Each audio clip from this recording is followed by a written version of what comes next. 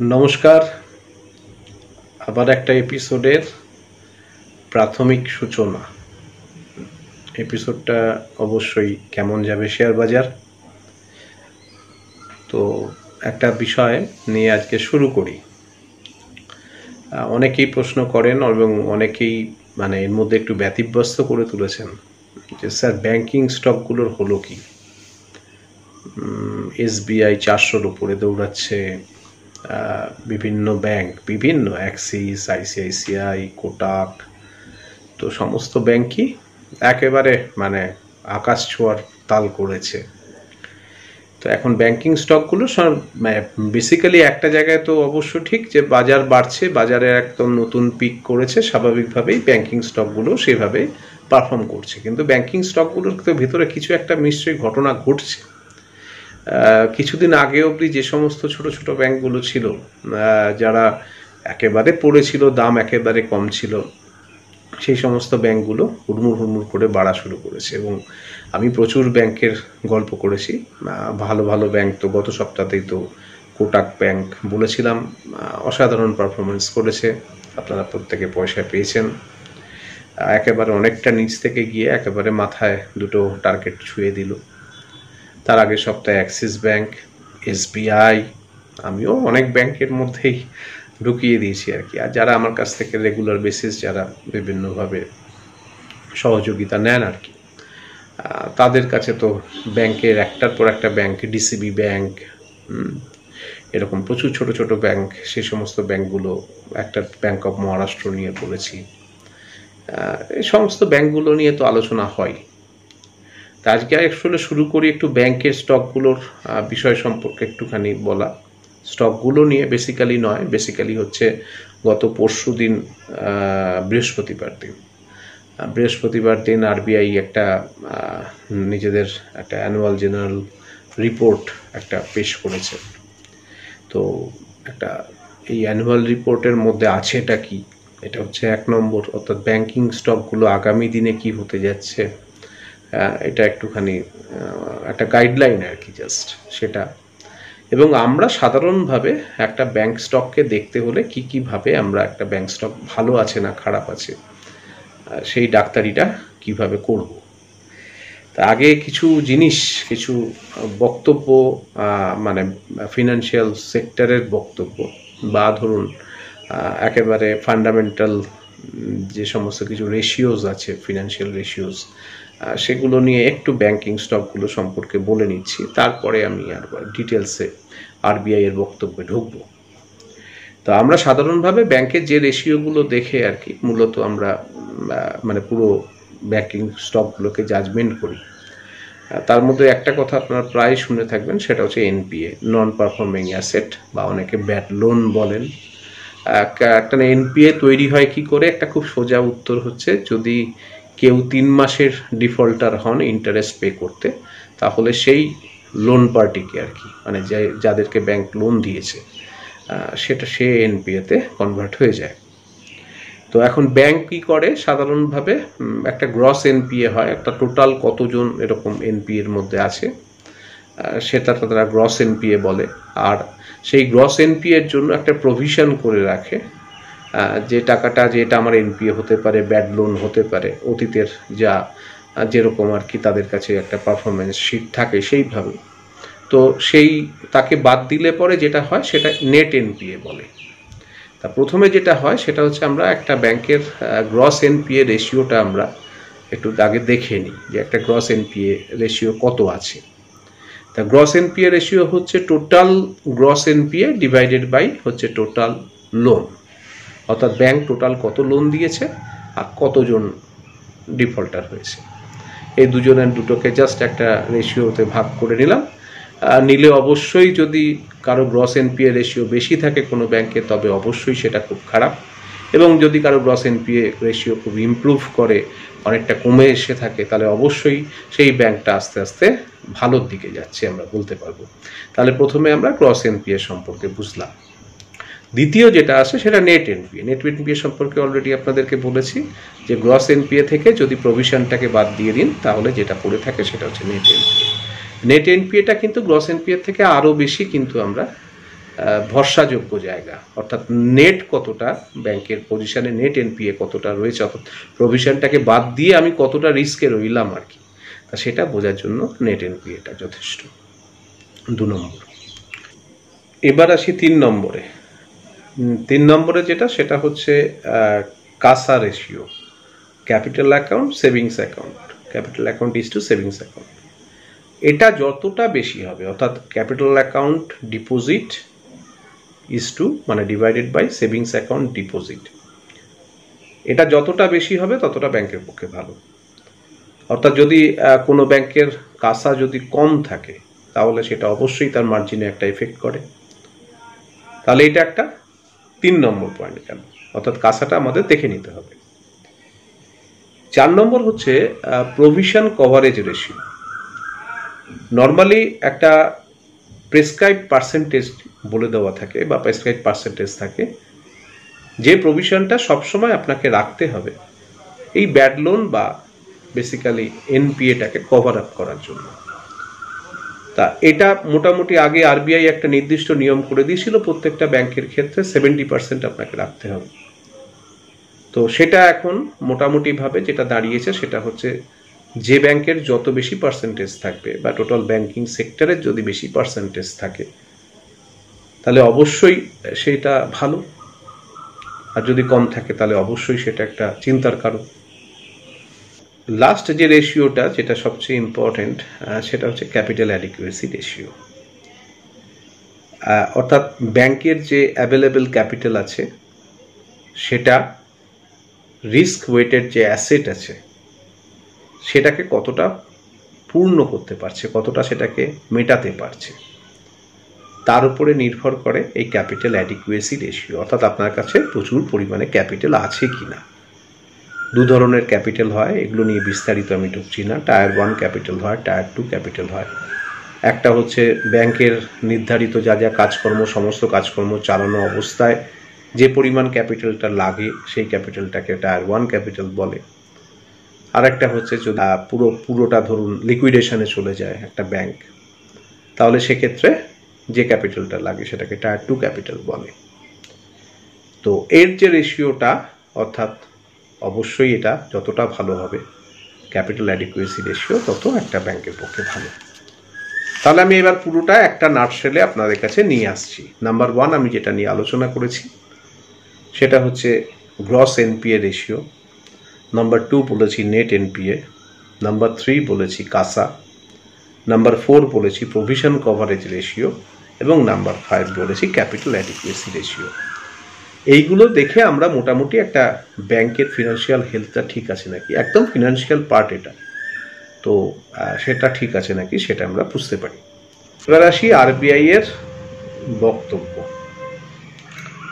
RBI যে মানে একটা অবজারভেশন দিয়েছেন তার অ্যানুয়াল রিপোর্টে, অর্থাৎ ডিসেম্বর অবধি, অবশ্যই ডিসেম্বর অবধি, এই ডিসেম্বর অবধি কি পজিশনে আছে, অর্থাৎ আমাদের পুরো ব্যাংকিং সিস্টেমটা কি অবস্থায় আছে, সেটার একটা অবজারভেশন রিজার্ভ ব্যাংক আমাদের দিয়েছে।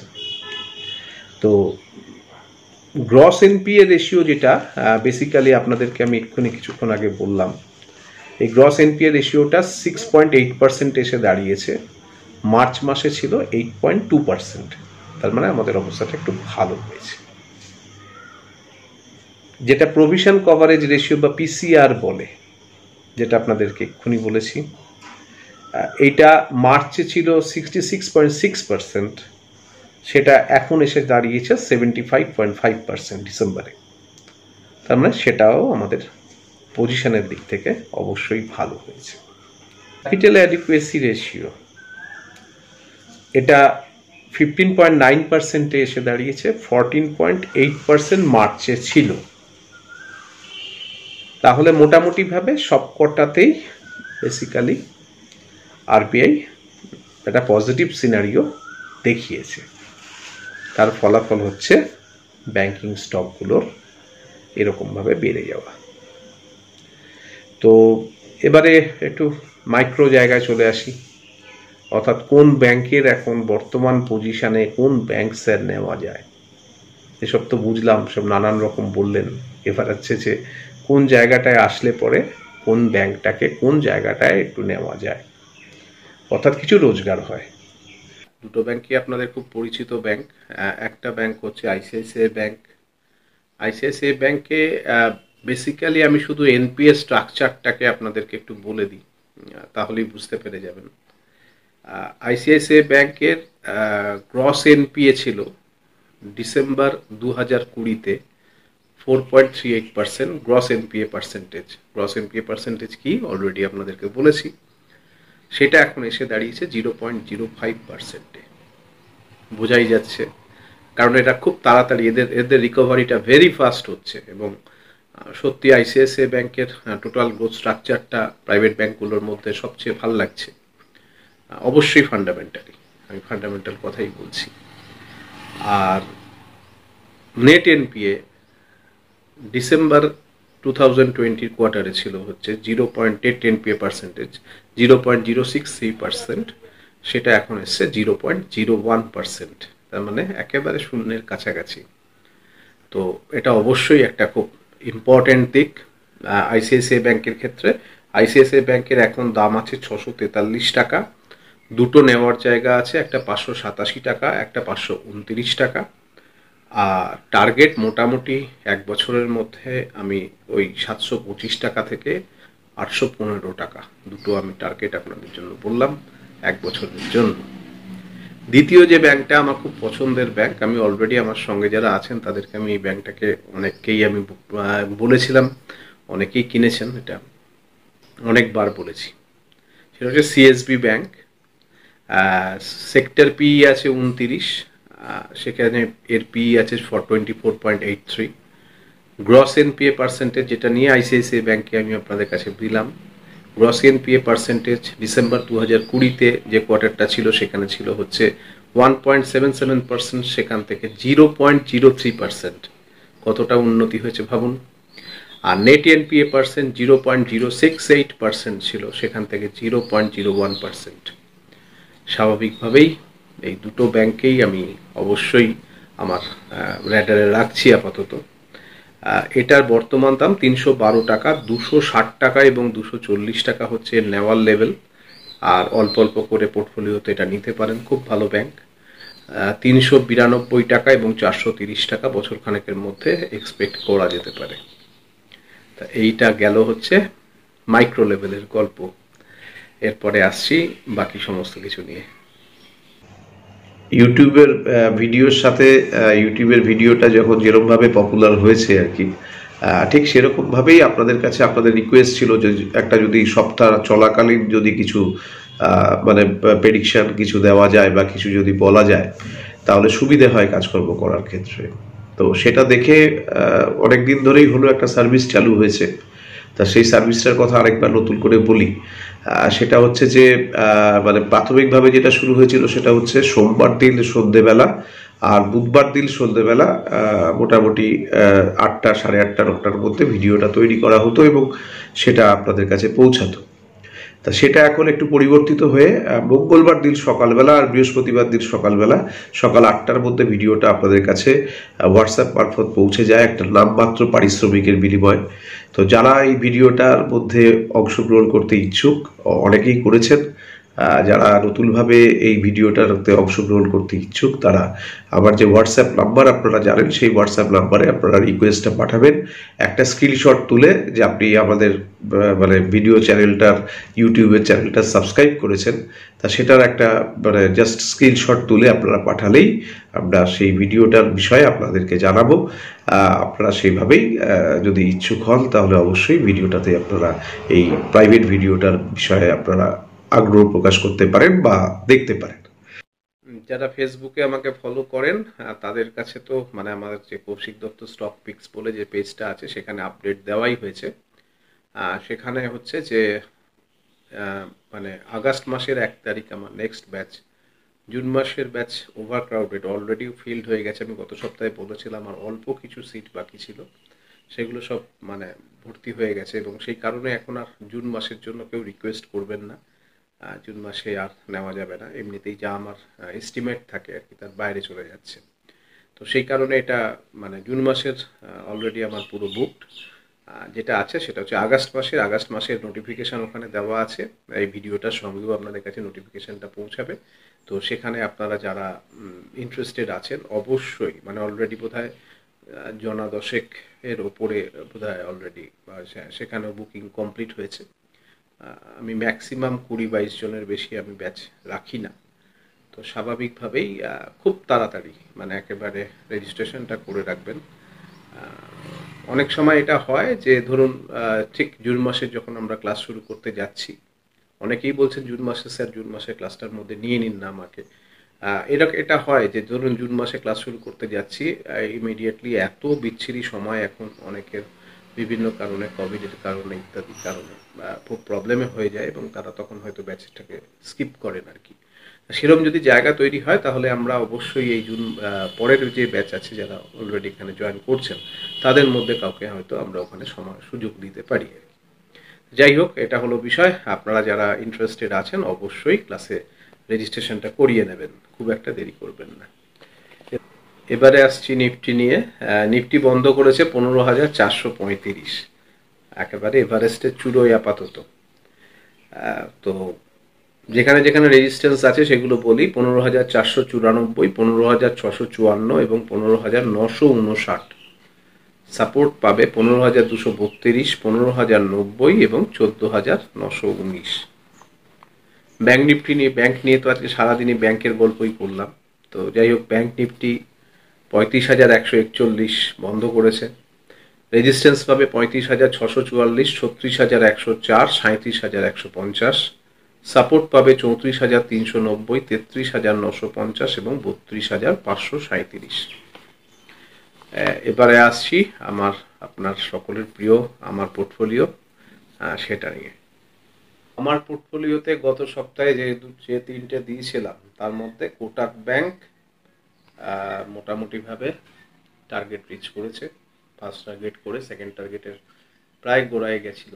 তো যাই হোক, সেকেন্ড টার্গেটের একটা আশা রাখাই যেতে পারে। তো এটা হলো বিষয়। সুন্দরম ফাইন্যান্স একেবারে পারফেক্টলি, মানে একেবারে গা থেকে মুভমেন্ট হয়েছে, মানে যেটাকে আমি একদম পারফেক্ট রিভার্সাল বলি, সেই পারফেক্ট রিভার্সাল করেছে সুন্দরম ফাইন্যান্স। সুন্দরম ফাইন্যান্সের প্রফিট বুকিং ফার্স্ট টার্গেটে আমরা করেছি। ফার্স্ট টার্গেটে আমি আমার প্রফিট বুকিংটা করে ফেলেছি। এনটিপিসি নিয়ে অনেকের প্রশ্ন উঠছে। এনটিপিসি 112 টাকায় নেওয়া, 107 টাকা স্টপ লস। স্বাভাবিকভাবেই স্টপ লসের গোড়ায় প্রায় এসে গেছে, এবার ওখান থেকে মুভমেন্টটা আশা করা যায়। আর যদি ওই স্টপ লস ট্রিগার করে তাহলে অবশ্যই সেই স্টপ লসটাকে মেনটেন করে বাই ক্লোজিং যদি সেখানে ভাঙে তাহলে সেখান থেকে বেরিয়ে যেতে হবে। এই হচ্ছে ব্যাপার। সেটা আপাতত আমার পোর্টফোলিওতে এনটিপিসিটা রইল, আর বাকি দুটোতেই আমরা প্রফিট বুকিং করেছি। এবারে আসছি এই সপ্তাহের জন্য বা আগামীকাল, মানে আগামী যে সপ্তাহটা আসছে সেটাতে আমরা কি কি নিতে পারি। প্রথমটা হচ্ছে এলটি ফাইন্যান্সিয়াল হোল্ডিং। এইটা ছোট স্টক, অনেকেই ছোট স্টক খুঁজছেন। অনেকেই বলছেন স্যার 100 টাকার লেভেলে স্টক দিন, 100 টাকা। ওরকমভাবে তো স্টকের আমি অনেকবারই আপনাদেরকে বলেছি যে স্টকের প্যারামিটারগুলো ওইভাবে হয় না। ঠিক আপনার যতটা ক্যাপিটাল সেই অনুযায়ী এটাকে একটু ভাঙাচোরা করে নিয়ে নিতে হবে। তো সেইভাবে আর কি পার্সেন্টেজে বাড়িয়ে একটা পার্সেন্টেজ ফিক্স রাখবেন যে আমি এই টাকাটা আমি ইনভেস্ট করছি, তার মধ্যে যতটা স্টক হয়, 1,000 স্টক যা 1 টাকার স্টক যা হবে, 100 টাকার স্টক নিশ্চয়ই তার 10 গুণ হবে কোয়ান্টিটিটা।